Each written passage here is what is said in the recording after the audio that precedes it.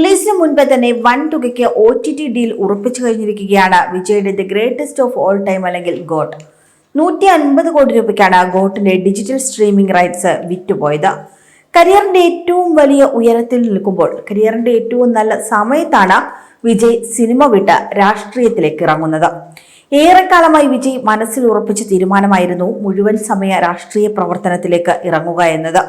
മുഴുവൻ സമയ രാഷ്ട്രീയക്കാരനായി വിജയ് മാറുമ്പോൾ നടന്റെ അവസാന സിനിമകളാണ് ഇനി വരാനിരിക്കുന്നതെന്നും പറയുന്നുണ്ട്. വെങ്കട് പ്രഭു സംവിധാനം ചെയ്യുന്ന ഗോട്ട് ഉൾപ്പെടെ 2 ചിത്രമാണ് ഇനി വിജയുടേതായി പുറത്തു വരാനുള്ളത്. കോളിവുഡിൽ ഏറ്റവും അധികം ആരാധകരുള്ള വിജയുടെ സിനിമകൾക്ക് പ്രീ റിലീസ് ഹൈപ്പ് ലഭിക്കുക സാധാരണ കാഴ്ചയാണ്.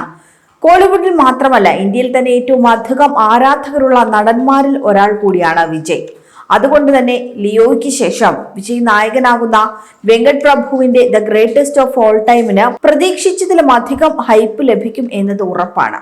സിനിമാ കരിയർ അവസാനിപ്പിക്കുകയാണെന്ന വിജയുടെ പ്രഖ്യാപനം കൂടി വന്നതോടെ വിജയുടെ വരാനിരിക്കുന്ന സിനിമകൾ അത്രയേറെ പ്രതീക്ഷയോടെയാണ് ആരാധകർ നോക്കിക്കാണുന്നത്. വിജയുടെ കഴിഞ്ഞ ചിത്രങ്ങളായ ബീസ്റ്റിനും ലിയോയ്ക്കും ഒക്കെ തന്നെ റിലീസിന് മുൻപുണ്ടായിരുന്ന ഹൈപ്പ് ഏറ്റവും വലിയ അളവിലായിരുന്നു.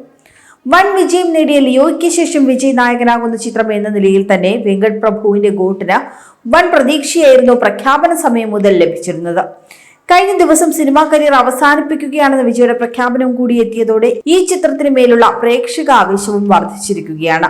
അതോടൊപ്പം തന്നെ വമ്പൻ വിജയ ചിത്രങ്ങളായിരിക്കണം ഇനി വരാൻ പോകുന്നതെന്നും ആരാധകർ ആഗ്രഹിക്കുന്നുണ്ട്. ഇപ്പോഴത്തെ ഗോട്ടിനെ സംബന്ധിച്ച പുതിയ റിപ്പോർട്ടും ആരാധകർ ഏറ്റെടുത്തിരിക്കുകയാണ്. ചിത്രത്തിന്റെ OTT ഡീൽ 150 കോടി രൂപയ്ക്കാണ് തിയേറ്റർ റിലീസിന് മുൻപ് തന്നെ ഉറപ്പിച്ചിട്ടുള്ളത്.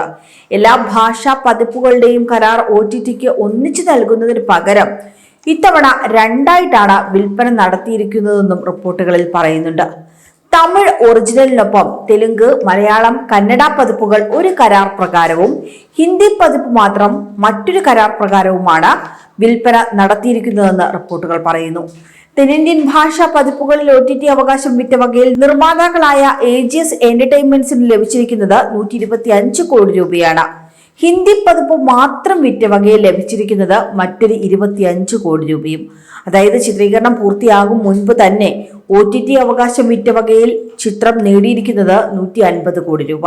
അതേസമയം ഏത് OTT പ്ലാറ്റ്ഫോമുമായാണ് ഗോട്ടിന്റെ കരാർ എന്നത് ഇതുവരെ പുറത്തെത്തിയിട്ടില്ല. ഹിന്ദി പതിപ്പിന്റെ OTT അവകാശം പ്രത്യേകം വിൽക്കുവാൻ ഗോട്ടിന്റെ നിർമ്മാതാക്കളെ പ്രേരിപ്പിച്ചത് അവസാന വിജയ് ചിത്രം ലിയോ നേരിട്ട പ്രതിസന്ധിയായിരുന്നു. ലിയോയുടെ OTT കരാർ അനുസരിച്ച് ചിത്രത്തിന്റെ ഹിന്ദി പതിപ്പിന്റെ തിയേറ്റർ റിലീസിന് നിർമ്മാതാക്കളായ 7 സ്ക്രീൻ സ്റ്റുഡിയോ പ്രതിസന്ധി നേരിട്ടിരുന്നു. ഹിന്ദി ചിത്രങ്ങളുടെ OTT റിലീസിനുള്ള കാലയളവും നിലവിൽ കൂടുതലാണ് എന്നതുകൊണ്ടായിരുന്നു ഈ പ്രതിസന്ധി ഉണ്ടായത്. ഇത് മുൻകൂട്ടി കണ്ടുകൊണ്ടാണ് ഗോട്ടിന്റെ നിർമ്മാതാക്കൾ ഹിന്ദി പതിപ്പിന്റെ OTT അവകാശം പ്രത്യേകം വിൽപ്പന നടത്തിയിട്ടുള്ളത്.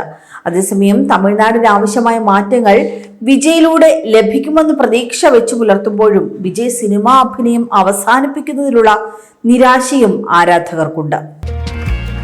കൂടുതൽ വാർത്തകൾക്കായി B4 Blaze ഫോളോ ചെയ്യൂ, സബ്സ്ക്രൈബ് ചെയ്യൂ.